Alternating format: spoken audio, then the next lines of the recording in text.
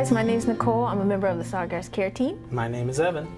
And today we're going to show you how to install your bypass tray and then set your tray paper settings. All right, so with your bypass tray, you're going to get a stabilizer. This is really important for making sure your printer's not going to shake when you're printing from the bypass tray. We'll show you how to install that on your printer. And then this is your support bar. It's going to go underneath your bypass tray. This is going to ensure that your bypass tray isn't sagging with the weight of the paper, and we'll show you how to install that as well. So Evan, could you take this little stabilizer here? Absolutely. And you're going to get a screw with that. Wonderful. You're going to need a Phillips screwdriver. Let me just kind of set that in there on the back. Yeah, there you go. Wonderful, thank you. Yeah. Just screw that in there. Yeah, so you'll notice as you're printing through the bypass tray, you may see some of it shake, and that's just because of the weight. This just helps your printer stay in place on whatever surface you have it. All right, so we are installed, so what's next? So the next thing you're going to do is add your support bar. It's going to go underneath your bypass tray. Pick that up. Yeah, can you flip it for me? And flip it, absolutely. Yeah. There we go. Face it this way. 3 openings at the top. 2 on the side, and just place it right in there. There you go.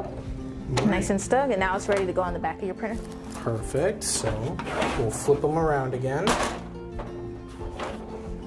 And then we just want to make sure that that clip and everything else lines up as we put them on there.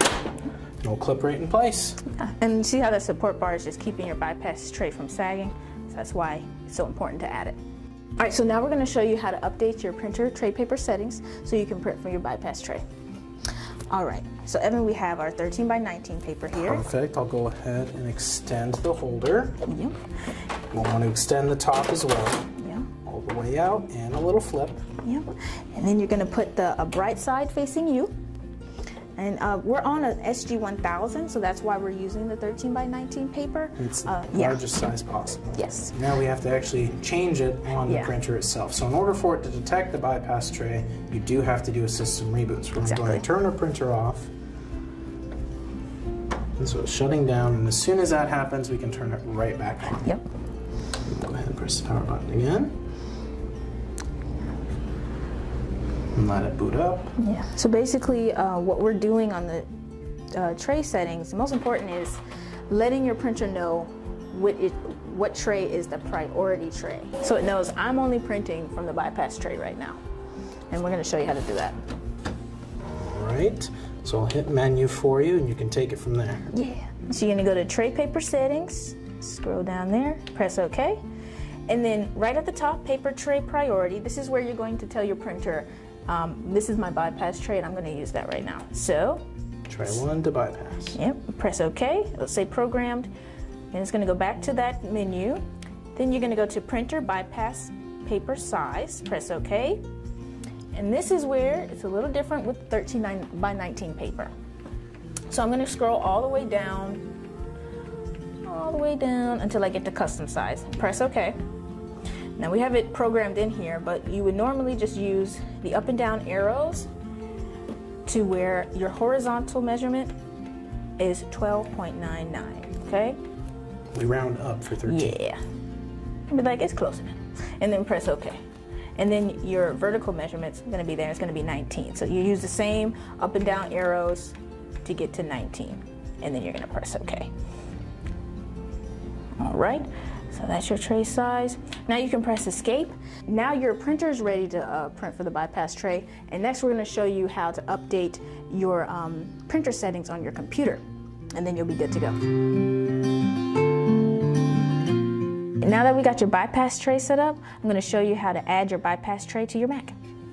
All right, so begin by clicking on this little Apple icon up top and then hit System Preferences. Then you're going to hit Printers and Scanners.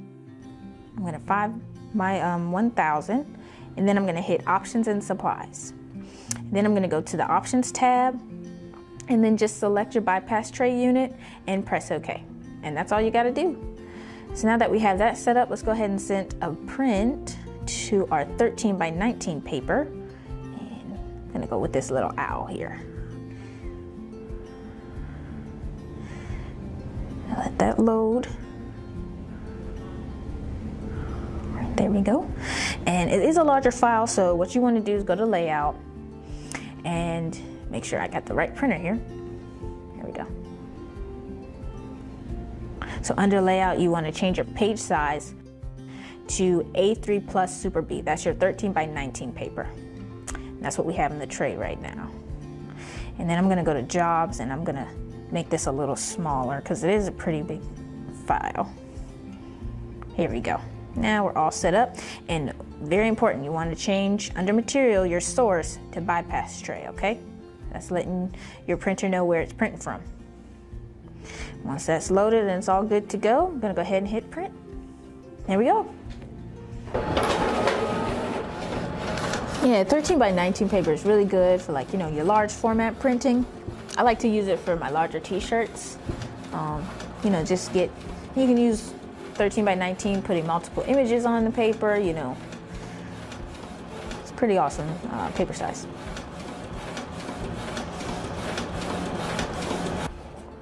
Here we go, there's my owl on my 13 by 19 paper.